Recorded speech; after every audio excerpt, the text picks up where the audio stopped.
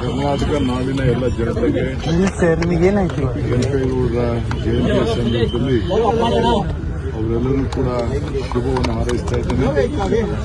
ಬೆಂಗಳೂರು ಇಲ್ಲ ಅಂದ್ರೆ ಕರ್ನಾಟಕ ನಾವು ಎಲ್ಲಿ ಹೋಗಬೇಕಾಯಿತು ಅಂತ ತಾವೆಲ್ಲ ಗಮನಿಸಿ ಇಡೀ ವಿಶ್ವ ಬೆಂಗಳೂರು ನೋಡ್ತಾ ಇದೆ. ಕೆಂಪೇಗೌಡರ ಆದರ್ಶ ಇವತ್ತು ಮಾನವನ ತತ್ವದಲ್ಲಿ ಅವರು ಬೆಂಗಳೂರನ್ನು ಬೆಳೆಸಿದ್ದಾರೆ.